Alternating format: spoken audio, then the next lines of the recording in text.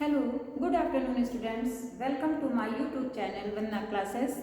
बच्चों, आपका जो इस समय जो आपकी जो क्लास चल रही है वो कम्युनिटी न्यूट्रिशन पर चल रही है, सामुदायिक पोषण पर। इसकी इंट्रोडक्शन क्लास मैंने इसके पहले ले ली है, उसी को मैं आज आपको आगे बताऊंगी। और आपके एमए फर्स्ट सेमेस्टर में शामिल किया गया ये पेपर बहुत ही इम्पॉर्टेंट है, तो आप इसको ध्यान से पढ़िएगा। जो समझ में ना आए आप नीचे उसको कमेंट कर सकते हैं, ठीक है। ओके, तो हम इसको बहुत सी बात ना करते हुए आगे बढ़ाते हैं, जिसमें आपने पहले सामुदायिक पोषण पढ़ लिया कि सामुदायिक पोषण क्या है, जिसमें एक समुदाय के पौष्टिक स्तर की जांचें की जाती है, ठीक है। उसके कार्य क्या है, परामर्शदाता के कार्य क्या है, ये सब मैंने इसके पहले आपको बताया है।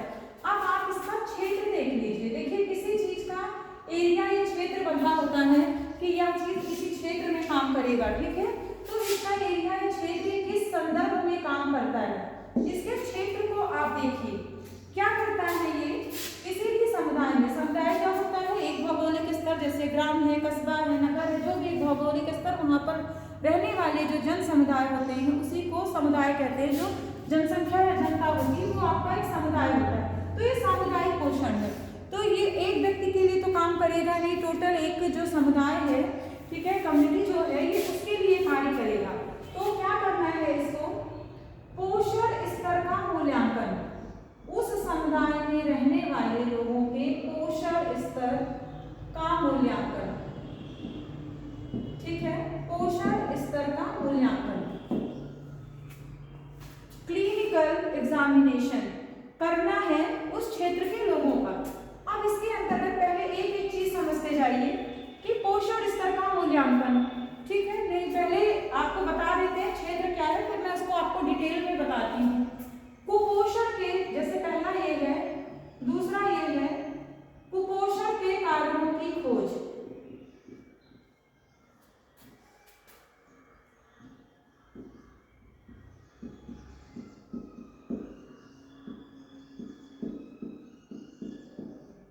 कुपोषण के कारणों की खोज, जन स्वास्थ्य संबंधी समस्याओं के कारण बचाव, कारणों की खोज, बचाव क्या है, सुधार क्या है, इन सब के बारे में पता लगाना, ठीक है। उसके लिए उपचार क्या देना है, कैसा देना है, इसके बारे में पता लगाना। पोषण शिक्षण, सामुदायिक स्तर से लोगों को अवगत कराना, ठीक है। भोज्य पदार्थों का मानक निर्धारित करना,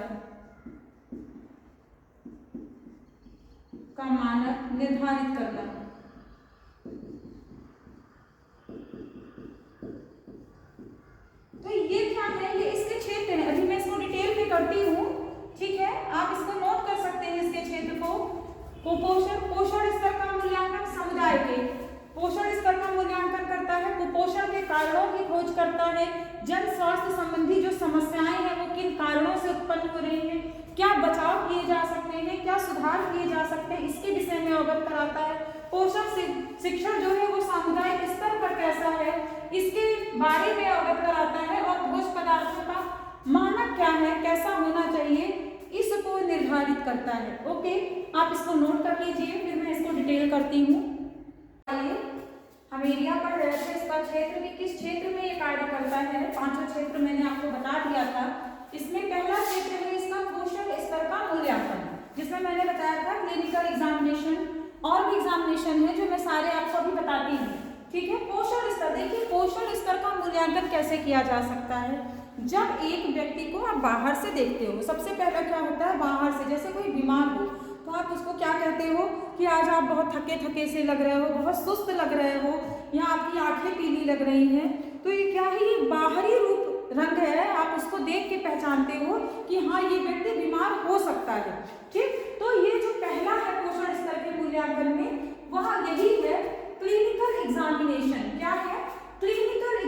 एग्जामिनेशन। अब आप देखिए इसमें क्या होगा, किसी के भी बाह्य रूप को, आंख,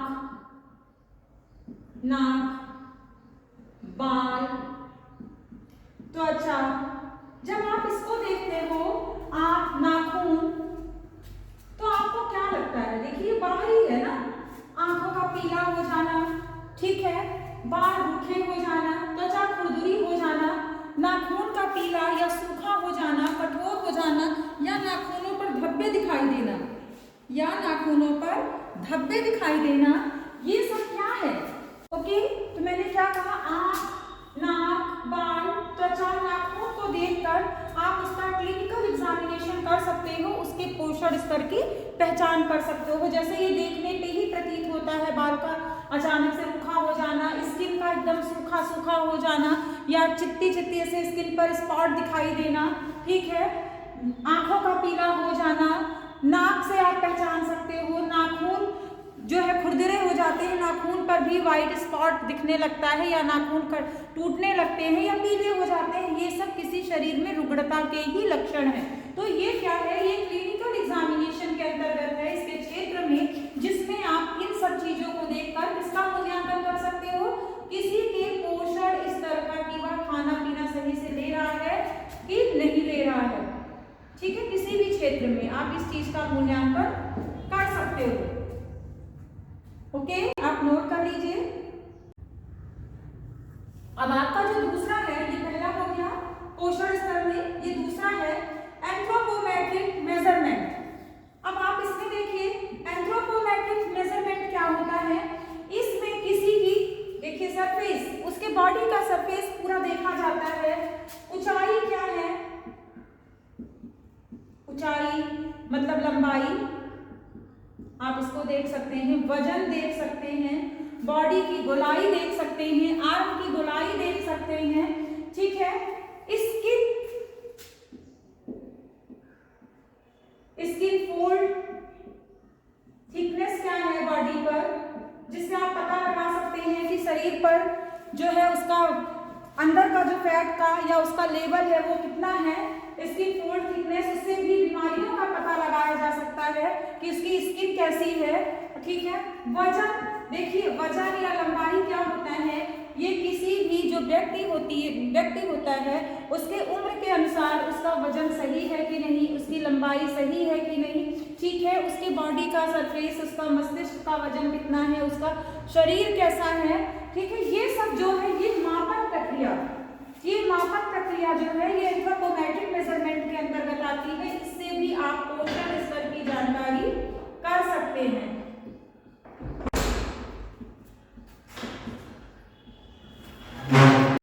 एंथ्रोपोमेट्रिक मेजरमेंट में ऊंचाई, लंबाई, वजन, स्किन फोल्ड थिकनेस, इससे पोषण स्तर की सेकंड जो है आपका एंथ्रोपोमेट्रिक मेजरमेंट है, जिसमें व्यक्ति की ऊंचाई अर्थात कितनी लंबाई हो रही है उसकी, वजन कितना है, स्किन फोल्ड थिकनेस कितनी है उसकी, इससे उसके वृद्धि और विकास उसकी आयु के अनुसार सही है कि नहीं, वृद्धि व विकास जिस आयु का है उस हिसाब से उसकी सही है कि नहीं, इन सब की जानकारी प्राप्त करके आप एंथ्रोपोमेट्रिक मेजरमेंट में उसके पोषण स्तर की जानकारी प्राप्त कर सकते हैं, ठीक है। अब तीसरा आप आ जाइए, बायोकेमिकल टेस्ट, नाम से ही स्पष्ट है, बायोकेमिकल टेस्ट में क्या होता है, देखिए अभी जो मैंने बताया ये आप बाहर से देख रहे हैं कि आंख का रंग कैसा है, बाल कैसा है, त्वचा कैसी है, नाखून कैसा है, ठीक है। एंथ्रोपोमेट्रिक में आपने देखा उसकी लंबाई उसकी एज के हिसाब से सही है कि नहीं, वजन सही है कि नहीं, स्किन फोल्ड थिकनेस क्या है, उसकी आयु के अनुसार उसकी वृद्धि एवं विकास हो रहा है कि नहीं, ये सब आपने देखा। लेकिन अगर आपको लगता है कि पोषण स्तर की दृष्टि से यह सही नहीं है, तो क्या होता है, उसमें रक्त, मूत्र आदि का परीक्षण कराया जाता है, जिसमें यह पता लगाया जाता है कि शरीर में किस चीज की कमी है, शरीर में किस चीज की कमी है, चीज की कमी है, ठीक है, कि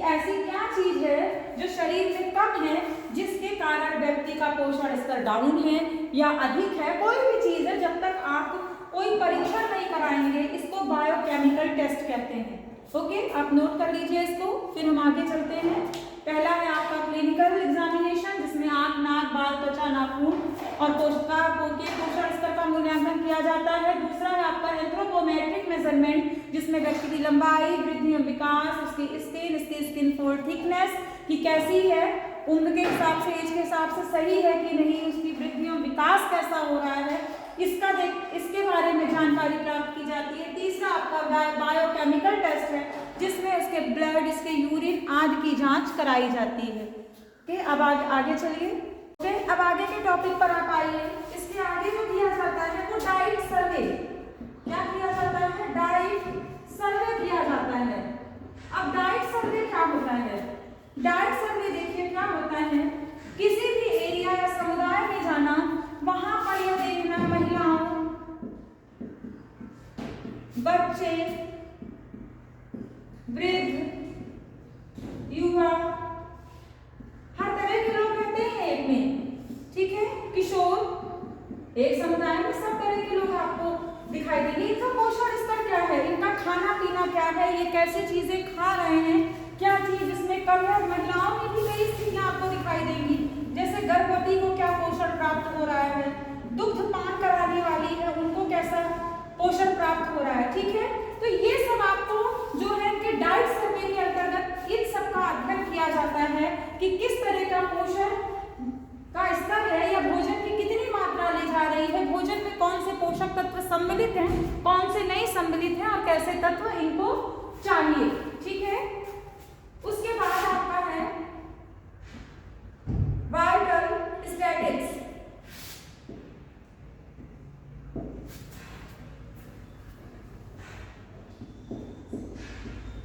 ठीक है, अब इसमें क्या देखा जाता है, इसमें किसी क्षेत्र की रुग्णता, रोग की स्थिति जो होती है, जन्म दर कैसी है, मृत्यु दर कैसी है,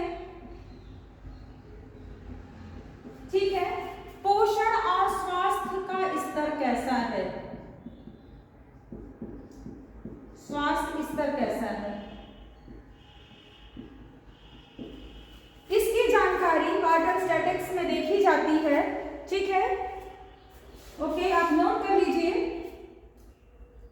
डाइट सर्वे में महिलाओं, बच्चे, वृद्ध, युवा, गर्भवती, दुग्धपान कराने वाली स्त्री, किशोर जो है उनके खाने पीने का कैसा डाइट ले रहे हैं, उनमें कौन सा पोषक तत्व है, कौन से पोषक तत्वों का अभाव है, ये देखा जाता है।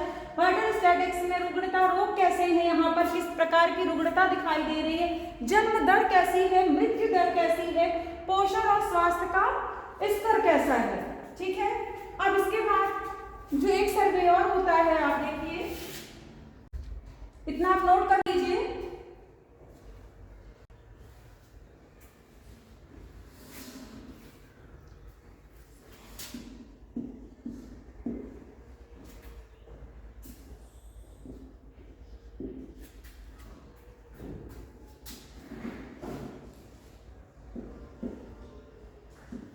Socio economic survey, socio economic survey देखिए यहाँ तो नाम से ही बिल्कुल सही है।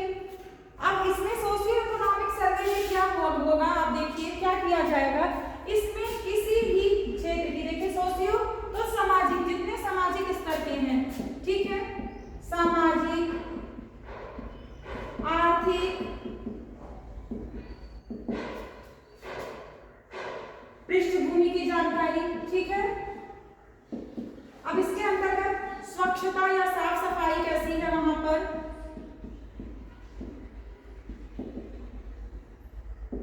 रीति रिवाज कैसे हैं, इसका भी बहुत फर्क पड़ता है।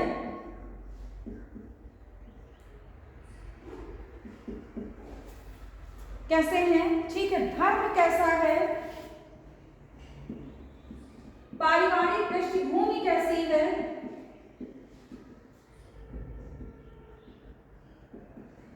इसका अध्ययन किया जाता है। समझ में आया? इतना आपके पोषण स्तर के मूल्यांकन में था आपका, जिसमें क्या था, ठीक है, पोषण स्तर के मूल्यांकन में आप लोगों ने क्या क्या पढ़ा, क्लिनिकल एग्जामिनेशन होगा, एंथ्रोपोमेट्रिक मूल्यांकन होगा, सोशियो इकोनॉमिक सर्वे किया जाएगा, बायोकेमिकल टेस्ट होंगे, वाटर स्टैटिक्स देखा जाएगा।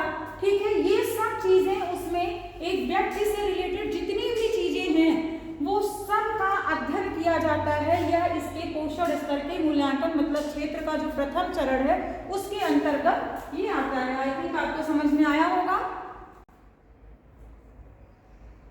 अब आप नेक्स्ट टॉपिक पे चलिए। इसके नेक्स्ट जो दूसरा क्षेत्र था वो क्या था?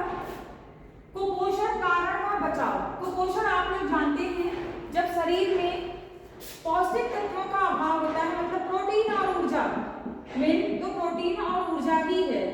ठीक है, प्रोटीन और ऊर्जा, इसको प्रोटीन ऊर्जा कुपोषण, जैसे इसमें कमी हो जाती है तो क्या होगा?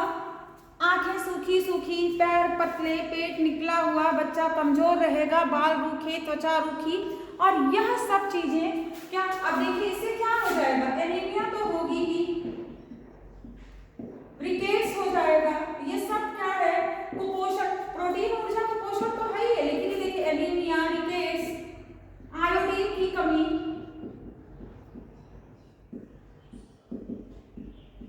ठीक है, यह सब कमी जो है शरीर में दिखाई देती है। और यह इसका जो मुख्य कारण, जैसे कारण क्या है? गरीबी।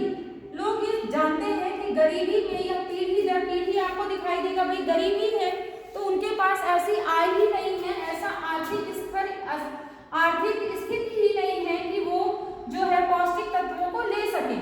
ठीक है, ऐसी आर्थिक स्थिति नहीं है, तो इसमें क्या है? गरीबी। लेकिन सिर्फ गरीबी नहीं, अज्ञानता भी एक बहुत बड़ा कारण होता है। क्यों? क्योंकि आपको पता ही नहीं कि आपको भोजन कैसा लेना है, कैसे संतुलित आहार लेने हैं, तो अज्ञानता भी एक बहुत बड़ा कारण होता है कुपोषण का। समझ में आया? और ये एक समुदाय में बड़े रूप में दिखाई देती है। कुपोषण का स्तर बड़े समुदाय में, एक समुदाय में बड़े स्तर पर दिखाई देता है। बहुत से लोग आपको कुपोषित दिखेंगे, बहुत से बच्चे आपको कुपोषित दिखेंगे। ठीक है, और बच्चों में तो सामान्यतः यह बहुत ही ज्यादा दिखाई देता है। उसका क्या है कि बेरी जैसे विटामिन ए संबंधी रोग भी हो जाता है, विटामिन बी संबंधी रोग भी, रतौंध भी, ये सारे रोग आपको दिखाई देंगे। ठीक है, बच्चों में क्यों? क्योंकि सही पौष्टिक तत्वों का अभाव। अब ये गरीबी के कारण भी हो सकता है, पौष्टिक तत्वों का अभाव गरीबी के कारण भी हो सकता है, अज्ञानता के कारण भी। आपके पास बहुत कुछ हो और आपको पता ही नहीं है कि हमको कैसे तत्व पूरक आहार या पोषक आहार के रूप में लेने हैं या बच्चों को देने हैं, तो उस कारण भी जो है ये सारे लक्षण जो है एक बच्चे में दिखाई देगा। अब इसके लिए क्या है? पहला तो जैसे बचाव क्या है? पौष्टिक तत्व देने हैं या सप्लीमेंट, मतलब उसकी जो दवाइयां होती हैं, सप्लीमेंट दवाइयां जो होती हैं, इनको देना है जिससे यह कुपोषण दूर हो सके। और इसके लिए सरकार द्वारा भी बहुत से उपाय किए गए हैं। जैसे गाँव में जो है, जहाँ आंगनबाड़ी केंद्र है, ऐसे केंद्रों पर जो है ये पूरक आहार, जैसे दलिया है, ठीक है, दलिया है, चने की दाल है, ये सब ऐसे पदार्थ गर्भवती या छोटे बच्चों के लिए अवेलेबल कराए जा रहे हैं कि उनको पौष्टिक, कुछ मात्रा में तो पौष्टिक तत्व मिले। ठीक है, तो वो क्या है? और वहाँ पर सप्लीमेंट जैसे निःशुल्क जो है दवाइयों का भी वितरण कराया जाता है। फोलिक एसिड की टैबलेट होती है, कैल्शियम। क्यों? क्योंकि एक समुदाय में देखा गया कि जहाँ पर गरीब स्तर है वहाँ पर ये चीजें देखने को मिल रही हैं, तो वहाँ पर इन सब चीजों के लिए जो है जो परामर्श केंद्र होता है वहाँ पर परामर्श दिया गया। और उसके बाद जो संस्थाएं चली, ठीक है, उस संस्था द्वारा आंगनबाड़ी केंद्रों में इसका जो है वितरण कराया जाता है। और इसके साथ साथ जो प्राथमिक स्वास्थ्य केंद्र हैं वहाँ भी गर्भवती के लिए ऐसे सब सप्लीमेंट जो है अवेलेबल रहते हैं। तो पौष्टिक तत्वों के साथ साथ अगर शरीर में अधिक कमी है तो डॉक्टर उसके लिए दवाइयाँ देते हैं जिससे वह जल्दी कवर हो जाए और इन रोगों से जो है बचाव हो सके। अब नेक्स्ट टॉपिक पर आप आइए, सामुदायिक पोषण कार्यक्रम, जिसका एक क्षेत्र ये भी है, सामुदायिक पोषण कार्यक्रम। अब देखिए नाम से ही स्पष्ट है, जो समुदाय के लिए किया जा रहा है।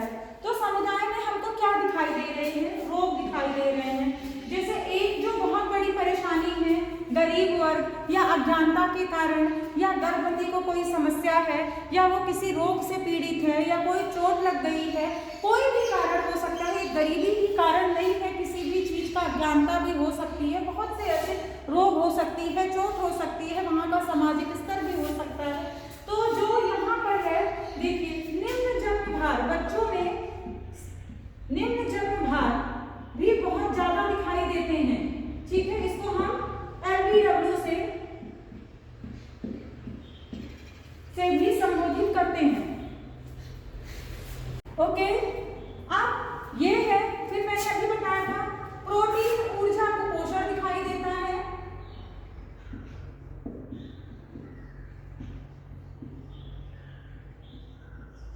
रोग दिखाई देते हैं, वो आयोडीन की कमी से हो सकते हैं, ठीक है। आपको जो विटामिन ए की कमी से होने वाले रोग दिखाई देंगे, विटामिन बी की कमी से होने वाले रोग दिखाई देंगे, प्रोटीन ऊर्जा कुपोषण तो दिखाई ही देता है।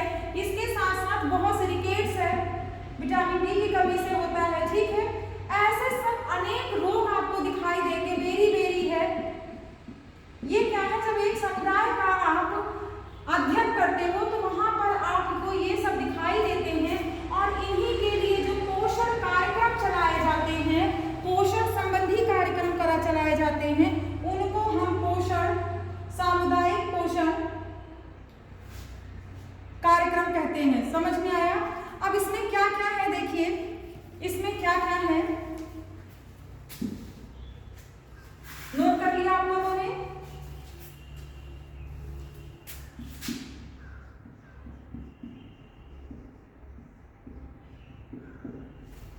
विटामिन ए की कमी से अगर कोई रोग हो रहा है, विटामिन ए की कमी से अगर कोई रोग हो रहा है, तो इसमें विटामिन ए हीनता बचाव कार्यक्रम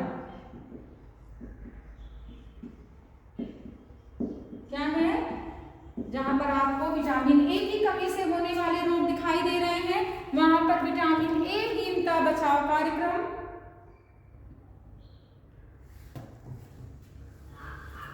एनीमिया है अगर, तो एनीमिया अगर है, आप देखिए एनीमिया किसकी कमी से होता है? एनीमिया जब शरीर में हीमोग्लोबिन की कमी हो जाए या बहुत से ऐसे पोषक तत्व हैं जैसे विटामिन B12 की भी कमी हो जाए, तो भी एनीमिया बहुत जटिल तौर पर हो जाता है शरीर में।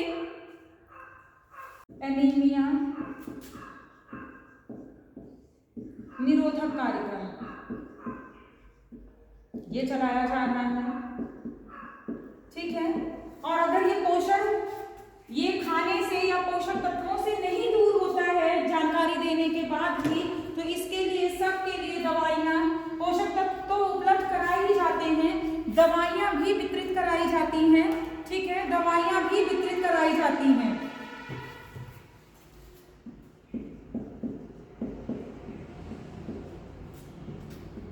आयोडीन हीनता विकार कार्यक्रम,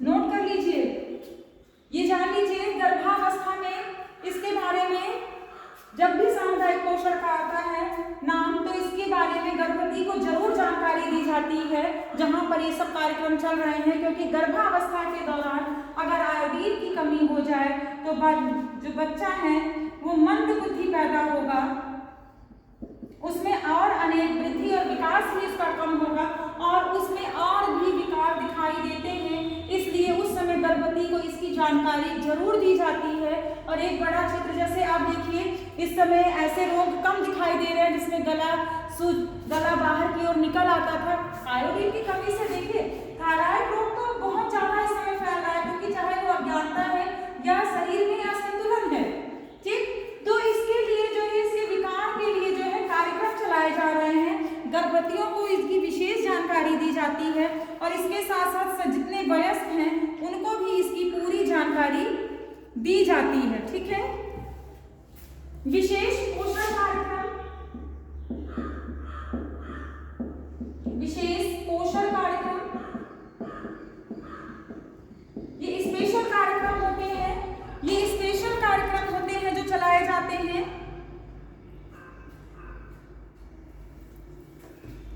ICDS का नाम आपने सुना है, समेकित बाल सेवा ठीक है, जिसमें समेकित बाल विकास कार्यक्रम जो होता है ये आपको पता ही है, आंगनबाड़ी इसी के अंतर्गत आती है, जिसमें पोषाहार का वितरण है। ठीक है, जिसमें पोषाहार का वितरण है। नोट करते जाइए आप लोग इसको नोट करते जाइए। इसके साथ साथ देखिए सरकार द्वारा एक कार्यक्रम और जो चलाया जा रहा है, मध्याह्न पोषण कार्यक्रम। इसमें आपको पता है क्या होता है, विद्यालयों में मध्यकाल मतलब जो इंटरवल होता है दोपहर के समय, उसमें बच्चों को निःशुल्क भोजन कराया जाता है और विद्यालयों में उसके लिए चार्ट लगाए गए हैं बकायदे। इसके लिए चार्ट लगाए गए हैं और उस चार्ट के अंतर्गत उसमें साफ साफ लिखा है कि सोमवार को क्या देना है, अब दी जाए जो, लेकिन चार्ट बनाया गया है मंगलवार को क्या देना है। ऐसे डाइट चार्ट है जिसमें बनाया गया है कि इसमें आज मध्याह्न में इनको ये भोजन देना है, आज ये भोजन। पोषण संबंधी जानकारी के साथ ऐसे पोषक तत्वों को उसमें सम्मिलित किया गया है और ये विद्यालयों की जिम्मेदारी है कि जहां पर ये मध्याह्न पोषण कार्यक्रम किसी भी समुदाय या किसी भी एरिया में चल रहे हैं उसके आधार पे करें, तो कम से कम जो वहां उस वर्ग के बच्चे होंगे उनको एक टाइम तो ठीक ठाक खाना मिल जाएगा। अगर वो गरीब के बच्चे हैं तो बहुत ही अच्छा है कि उनका पोषण स्तर कुछ तो सही रहेगा। तो ये कार्यक्रम भी इसी सामुदायिक पोषण कार्यक्रम के अंतर्गत आता है। ओके, आप इसको नोट कर लीजिए। टॉपिक पे आइए, जन स्वास्थ्य की सेवा समस्याएं। जन स्वास्थ्य की समस्याएं। देखिए इसके पहले जो मैंने अभी आपको सामुदायिक पोषण की जानकारी दी थी कि किस तरह का उनको आहार या कार्यक्रम देना, उसमें मैंने बता दिया था, सेम वही चीज है इसमें। निम्न जन्म भार, इनका अध्ययन LBW जिसको मैंने कहा, प्रोटीन ऊर्जा कुपोषण कितना है, किस क्षेत्र में ज्यादा है। ठीक है, विटामिन A की कमी बहुत दिखाई देती है।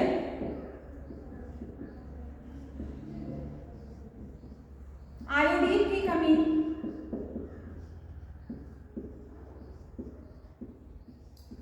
ठीक है, इससे जो रोग हो रहे हैं, ठीक, तो इन सब की जो समस्याएं हैं इनका अध्ययन करना और इनको वहां तक पहुंचाना जहां से इनका उपचार हो सके। ठीक है, जैसे एक आप देखिए लेथरिज्म एक रोग है, इसमें धीरे धीरे क्या होता है, पैर जो है वो विकलांग मतलब सूखता जाता है और आपको पता है ये गांवों में ज्यादा देखने को ये रोग मिलता है। अब इसके लिए चाहे खाद्य मिलावट को आप जिम्मेदार मान लीजिए, और चाहे गांव के लोगों में खेसारी की दाल होती है जिसको कहीं कहीं अक्सा भी लोग कहते हैं, उस दाल का अधिक प्रयोग करने से लेथरिज्म नामक रोग हो जाता है। ठीक है, बिल्कुल वो जो आपकी अरहर या तुअर की दाल होती है वैसे ही देखने में लगती है, और अगर इसका भोजन में अधिक प्रयोग किया जाए तो लेथरिज्म नामक रोग होने लगता है। फ्लोरोसिस नाम आपने सुना है, फ्लोरोसिस। ठीक है, ये रोग हो जाता है बच्चों में, रतौंधी दिखाई देती है कि इसमें क्या है, फ्लोरोसिस क्या है, क्या है फ्लोरोसिस, दांत की समस्या। ठीक है, दांतों के धब्बे पड़ जाते हैं, दांत कमजोर हो जाते हैं, ये सब रोग भी जो है आपको दिखाई देंगे। ठीक, तो ये सब क्या है, ये सब समस्याएं हैं, इनका अध्ययन करना यह सब इसके कार्यक्रम के अंतर्गत आता है।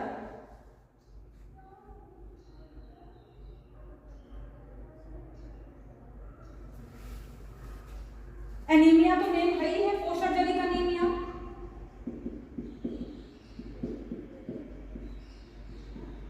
जिसमें शरीर में खून की कमी होना, पोषक तत्वों की कमी होना, ये सब रोग भी दिखाई देते हैं। तो ये जन स्वास्थ्य की समस्याएं ये प्रायः आपको देखने को मिलेंगी ही मिलेंगी एक समुदाय में। ठीक है, अभी प्रोटीन ऊर्जा कुपोषण में देखिए एक ही मैंने बताया था, एक ही तरह की समस्या नहीं मिल सकती है। अति भार, अल्प भार, कुपोषण तीनों देखने को मिल सकता है। ठीक, सब पे अध्ययन करना है। ओके, नोट कर लीजिए, फिर हम आगे चलते हैं नेक्स्ट टॉपिक पे। टॉपिक पर आप आइए, ये है पोषण शिक्षा।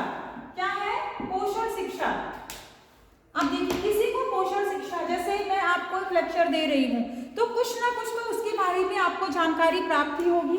तो पोषण शिक्षा के लिए क्या है, या तो जैसे किसी समुदाय में आप देख रहे हैं बहुत ज्यादा समस्या है, तो व्यक्तिगत भेंट करें घर घर जा जाकर, ठीक है। जैसे जो परामर्शदाता नियुक्त किए गए हैं वो जा जाकर उनको पोषण के बारे में जानकारियां दें, उनको बताएं कि किस चीज की कमी से क्या होता है, कैसे होता है। यह सभा करें, इकट्ठा करें लोगों को, वहां पर उसके बारे में जानकारी दें, ठीक है। जो गर्भवती या महिलाएं हैं, गर्भवती महिलाएं, इनको किसी सेंटर या किसी ऐसे केंद्र पर बुलाएं जहां पर उनको उनके आहार एवं पोषण से अवगत कराएं, ठीक है।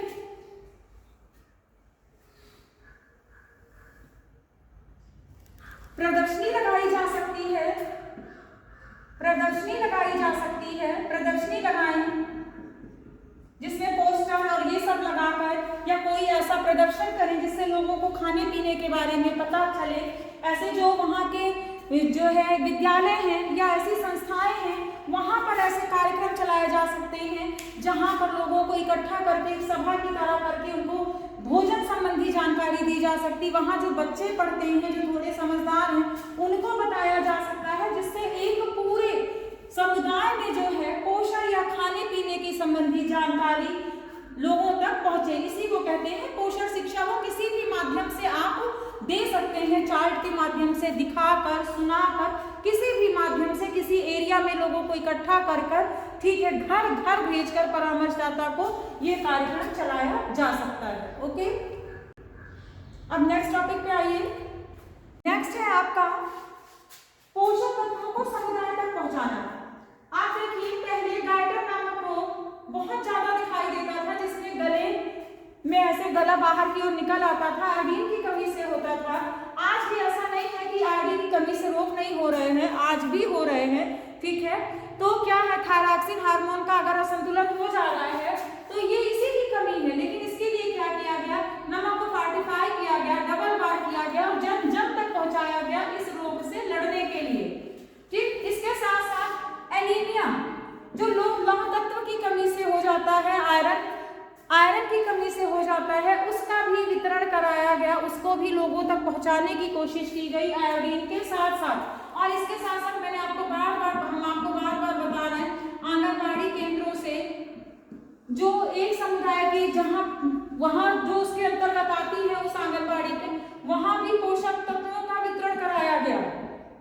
गर्भवती के लिए, दुग्धपान कराने वालों के लिए, बच्चों के लिए जो न्यूनभार से पीड़ित हैं, उनका वजन करना रहता है, वहां पर उनके लिए पोषाहार का आटा है, घी है, तेल है, बहुत से नमक है, बहुत सी चीजों का वितरण कराया गया। और साथ में दवाइयां भी, कि बहुत ज्यादा कमी है तो दवाइयां भी उपलब्ध कराई गई। मध्याह्न भोजन भी इसी के अंतर्गत आता है, ठीक है। पोषक तत्वों को समुदाय तक पहुंचाना, कि कैसे किस तरह से पोषक तत्वों को समुदाय तक पहुंचाया जा सके, ये भी सामुदायिक पोषण का एक क्षेत्र है। समझ में आया? तो थोड़ा थोड़ा ऐसे लोगों में वितरण कराया गया। हाँ, अब वो वहां पर कितना लाभप्रद है, ये तो उस क्षेत्र का अध्ययन करने पर पता चलता है कि वो वहां पर कितना लाभप्रद है। ओके, अब इसके आगे का जो टॉपिक है, खाद्य मानक या मिलावट। देखिए, एक खाद्य मानक होता है कि इसके आधार पर ही हमको खाना है, ठीक है। ये जानिए कि खाद्य मानक और मिलावट तो आजकल हर पदार्थ में देखने को मिल रही है। जो भोज्य पदार्थ हमको मार्केट से मिल रहे हैं उसमें भी मिलावट है, जो खेत में उपज हो रही है उसमें भी मिलावट है। इतनी ज्यादा इसमें खादें पड़ जा रही हैं, ठीक है। बीज भी ऐसे हैं कि जो स्वास्थ्य के लिए बहुत ज्यादा लाभप्रद नहीं है, लेकिन ठीक है। लेकिन जो हम खरीद कर लाते हैं उसमें जब अधिक मात्रा में मिलावट होती है तो उसका शरीर पर बहुत ही दुष्परिणाम होता है। जैसे कंकड़ मिला देना, शीशे के बूरे को मिला देना, ठीक है। आप देखिए, मोरन मिली रहती है, ईंटे का जो चूरा होता है वो मिला रहता है। ऐसे जब आप पानी में डालेंगे तो ऐसे जो भारी चीज है वो नीचे बैठ जाती है और पदार्थ ऊपर आ जाता है। तो वो क्या है, वो सब चीजें शरीर के लिए हानिकारक है। अभी देखिए, अभी बीच में पता चला था कि आटे में चूने का पाउडर मिला दे रहे हैं। ये सब चीजें क्या है, शरीर पर वेट बढ़ाने के लिए, तो शरीर पर इसका कितना ज्यादा हानिकारक प्रभाव है, तो इसका ये क्षेत्र, इसकी भी जांच करना इसी के अंतर्गत आता है। इसके लिए देखिए PFA एक धारा बनाई गई 1954 में, जिसमें खाद्य, इसको खाद्य मिलावट धारा कहते हैं, खाद्य मिलावट धारा, ठीक है। ये इसी के लिए बनाई गई जिसमें खाद्य पदार्थों की जांच होती है और उसमें धारा अगर ऐसा पकड़े गए तो उनके लिए कानून भी बनाए गए हैं, ठीक। हर पदार्थ में लगभग वर्तमान समय में कोई भी ऐसी चीज नहीं जो आप मार्केट से आप लेकर आइए उसमें आपको कुछ ना कुछ मिलावट ना मिले, तो इसको देखते हुए और इसका शरीर पर बहुत ही ज्यादा दुष्परिणाम है। जो चीज बाहर नहीं गल रही है वो शरीर के अंदर जाकर कितना ज्यादा नुकसान पहुंचाएगी ये तो आपको पता ही है। तो इसके लिए आप देखिए PFA एक धारा बनाई गई 1954 में, जिसके तहत ये संस्थान कार्य करता है, ठीक है, जांचें करता है सामग्री की। अब इसके अंतर्गत आगे क्या है वो नेक्स्ट टॉपिक में देखिए। अब इसका लास्ट टॉपिक आ जाइए, इसके उद्देश्य देख लीजिए। देखिए जितना कार्यक्रम मैंने इसके अंतर्गत पढ़ाया सब ये इसके उद्देश्य थे। पोषण कार्यक्रम इसका उद्देश्य है, कैसे लोगों तक पोषण संबंधी जानकारी को पहुंचाना, उसमें कैसे बीमारियां हो रही हैं पोषक तत्वों के अभाव में, इससे लोगों को अवगत कराना, ठीक है। नीतियों से अवगत कराना, कैसी नीतियां चलाई जा रही हैं, कैसी नीतियां चलाई जा रही है किस क्षेत्र में, जैसे मैंने बताया अंतरराष्ट्रीय लेवल पर उनको बताना कि कौन सी नीतियां आपके लिए बनाई गई है, कौन सी धाराएं आपके लिए बनाई गई हैं, जो जैसे सामुदायिक स्तर पर मैंने बताया ICDS, तो उनको पता तो होना चाहिए कि ICDS में उनके लिए कार्यक्रम चलाया जा रहा है, उनके बच्चों के लिए कार्यक्रम चलाया जा रहा है, गर्भवती के लिए इतनी सामग्री आ रही है, उनको इस चीज के लिए जागरूक करना, ये भी इसका उद्देश्य है कि वो जाए वहां पर पोषक तत्वों को प्राप्त करें, ठीक है। तो ये भी इसका उद्देश्य है, क्या है, पोषक तत्वों से अवगत कराना, मतलब कहाँ पर समुदाय किस क्षेत्र में वितरण हो रहा है उससे अवगत कराना, ये सब उसके उद्देश्य हैं। स्वास्थ्य संबंधी योजनाओं को बताना, संबंधी योजनाओं से परिचित कराना,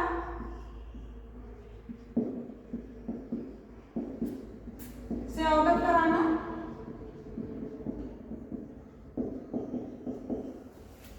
ठीक है, स्वास्थ्य संबंधी योजनाओं से अवगत कराना, महिलाओं और बच्चों के स्वास्थ्य में सुधार लाना,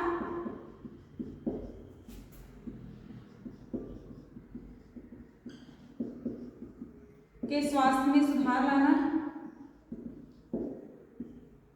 सुधार। तो इसके उद्देश्य क्या है, इसका उद्देश्य पूरा एक समुदाय, पूरे एक समुदाय पर इसका उद्देश्य घूमता रहता है, ठीक है। किस तरह से कि देखिए एक समुदाय को आपको किस तरह से शिक्षित करना है, किस क्षेत्र में, पोषण के क्षेत्र में, ठीक है, पोषण के संबंधी शिक्षा भी देना, किस क्षेत्र में, पोषण के क्षेत्र में शिक्षा देना, संक्रमण से बचाव के उपाय बताना, गर्भवती को कैसा भोजन करना है, एक शिशु पैदा हुआ है उसको कब पूरक आहार देना है, कब उसको दुग्धपान कराना है, कब उसको ऊपरी चीजें देनी है, अगर उसमें न्यून भार है तो आपको पता है हर केंद्र पर मशीनें लगी हुई हैं बच्चों का वेट लेने के लिए, और वहां पर माता को बताना कि आपको उसको किस प्रकार से पोषण देना है कि बच्चा सही हो जाए। जो विभिन्न प्रकार के रोग दिख रहे हैं अगर इनके लक्षण दिखाई दें तो कैसे लक्षण है, उन लक्षण को दूर करने के लिए लोगों को जानकारी देना। अगर आपको कोई चीज जैसे राष्ट्रीय लेवल पर, अंतर्राष्ट्रीय लेवल पर या समुदाय के लेवल पर नहीं प्राप्त हो रही है तो परामर्शदाता उसके लिए वहां पर जाकर लोगों को बताते हैं। अगर देखिए हमारे लिए स्कीम बहुत बनाई जाए, ग्रामीणों या समुदाय के लिए स्कीम बहुत बनाई जाए, उनके पोषणिक स्तर के सुधार के लिए, आर्थिक स्तर के या किसी भी चीज के सुधार, लेकिन हमको उसकी जानकारी तो होनी चाहिए। अगर उस समुदाय को उस चीज के बारे में जानकारी ही नहीं है कि हमारे लिए क्या योजनाएं चल रही है तो उसका लाभ वो उठा ही नहीं सकता। तो इसका मेन उद्देश्य क्या है, लोगों को जागरूक करना किस स्तर पर अपने पोषण, अपने स्वास्थ्य संबंधी कार्यक्रम के लिए कि हमको अपने स्वास्थ्य को उत्तम कैसे रखना है जिससे हम विभिन्न प्रकार के रोगों से बच सके और जो एक गर्भवती है वो स्वस्थ स्वस्थ अच्छे बच्चे को जन्म दे सके, जिससे मातृ मृत्यु दर घटे, शिशु मृत्यु दर घटे। ठीक है, ये सब चीजें जिसके लिए सारे पोषण कार्यक्रम, एक गांव या समुदाय जो हो वहां पर अच्छे नागरिक हो, कुपोषण घट जाए। ठीक, तो इन सब की जानकारी देना इसका उद्देश्य है। ये आपका यहाँ पर ये चैप्टर क्लोज हुआ। आई थिंक आपको समझ में आया होगा। बच्चों समझ में आए तो आप इसको लाइक शेयर करिए, अपने दोस्तों के साथ पढ़ते रहिए, बहुत इंपॉर्टेंट चैप्टर है। नेक्स्ट क्लास में आगे लूंगी। Thank you so much.